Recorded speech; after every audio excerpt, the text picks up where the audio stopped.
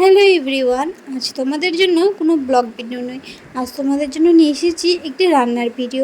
সেটা হচ্ছে রাতের বেঁচে যাওয়া চিকেনকে সকালে যদি আরও একটু টেস্ট বাড়াতে চাও বা নতুনভাবে তৈরি করতে যাও, সেটা কেমন করে করতে পারো সেটাই তোমাদের সাথে আজকে শেয়ার করব। এখানে দেখতেই পাচ্ছ আমি পেঁয়াজ, কাঁচা লঙ্কা আর টমেটো কুচি করে নিয়েছি।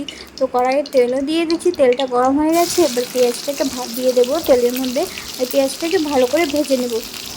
আমি কিন্তু গ্যাসের ফ্লেমটা হাই করে রেখেছি। তোমরাও কিন্তু এভাবে রান্না করবে, তোমাদের কিন্তু ভালো লাগবে। আর আশা করি তোমাদের এই ভিডিওটি ভালোই লাগবে, একবার ট্রাই করে দেখতে পারো। আমাদের তো সবার খুব ভালো লাগে, রাতের চিকেন বেঁচে গেলে আমরা কিন্তু এভাবেই রান্না করি। আমার হাজব্যান্ড যেহেতু মাটন খায় না, সেই জন্য মাটনটা করা হয় না, কিন্তু চিকেন বেঁচে গেলে আমি এইভাবেই করি।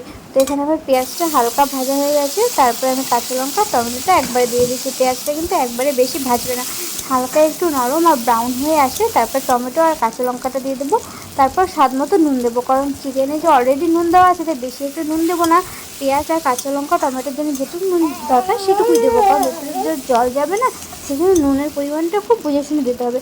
তারপর একটু হলুদ কালারের জন্য আর একটু লঙ্কার গুঁড়ো ঝালের জন্য, তো সেটা দিয়ে এরপরে একটু জল দিয়ে দেবো। এরপরে এর মধ্যে একটু জল দিয়ে গ্যাসের ফ্লেমটা কমিয়ে রেখে সেটাকে ভালো করে কষিয়ে নিতে হবে। আর জল কিন্তু আমি গরম জলে দিয়েছিলাম এর মধ্যে। আর এটাকে তারপরে টমেটোটা আর কাঁচা লঙ্কাটা হালকা গলে যাওয়া অবধি এটাকে ভালো করে কষাতে হবে। দেখতেই পাচ্ছি এখানে টমেটোটা অনেকটা গলে এসেছে, তো এটাকে ভালো করে কষিয়ে নিয়েছি।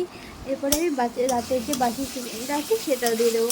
আমি কিন্তু মশলাটা দিইনি, শুধু চিকেন আর আলুগুলো বেছে দিয়েছি। আর দেখতে পাচ্ছি এখানে আমার চিকেনটা দেওয়া হয়ে গেছে। ভালো করে এটা দিয়ে নেড়ে চেড়ে নেবো।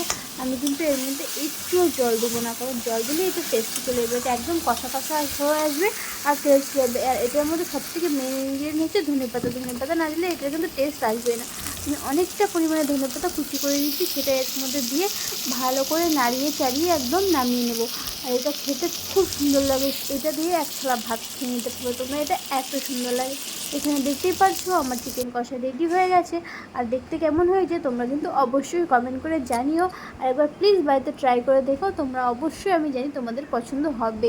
এটা কিন্তু দারুণ লাগে। আর আমি একবার মাটনের সাথেও ট্রাই করেছিলাম, মাটনটার সাথেও ওটা বেশি আরও ভালো লাগে। হাজব্যান্ড যেহেতু বাসি মাটন খায় না, তার করা হয় না, শুধু চিকেনটাই আমাদের করা হয়।